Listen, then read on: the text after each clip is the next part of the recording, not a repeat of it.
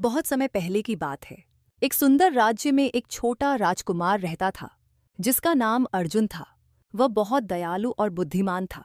उसके महल के पास एक बड़ा जंगल था जहां वह रोज खेलने जाया करता था।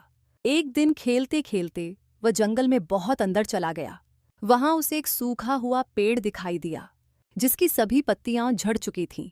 राजकुमार को पेड़ की हालत देखकर बहुत दुख हुआ। तुम इतने सूखे क्यों हो? अर्जुन ने पेड़ से पूछा। पेड़ ने कराहते हुए कहा, मैं एक जादुई पेड़ हूं, लेकिन मेरी सारी जादुई शक्तियां एक दुष्ट जादूगर ने छीन ली हैं। अगर मुझे दोबारा हरियाली पानी है तो मुझे चमत्कारी जल चाहिए जो पहाड़ों के पीछे एक गुफा में छुपा है, लेकिन वह जल पाना आसान नहीं है। राजकुमार ने पेड़ की मदद करने का निश्चय किया और चमत्कारी जल लाने के लिए यात्रा पर निकल पड़ा। उसने अपनी छोटी तलवार ली और चल पड़ा। रास्ते में उसे एक बूढ़ी औरत मिली जिसने उसे चेतावनी दी। गुफा में एक विशाल अजगर रहता है जो जल की रक्षा करता है। अगर तुम जल पाना चाहते हो तो अपनी चतुराई का इस्तेमाल करो। अर्जुन ने बूढ़ी औरत का धन्यवाद किया और आगे बढ़ा। जब वह गुफा पहुंचा तो उसने देखा कि अजगर सो रहा था। वह चुपचाप अंदर गया और धीरे से जल से भरा घड़ा उठाने लगा, लेकिन जैसे ही उसने घड़ा छुआ, अजगर जाग गया और गुस्से में गरजने लगा। राजकुमार घबराया नहीं।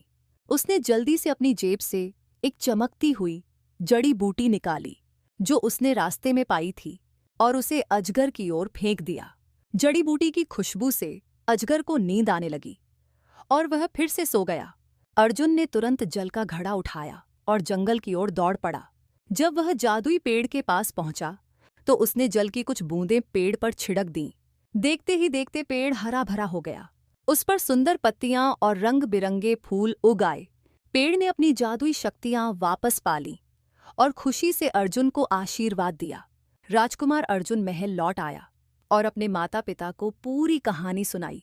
राजा और रानी ने उसे गर्व से गले लगा लिया। पूरे राज्य में उसकी बहादुरी के चर्चे होने लगे।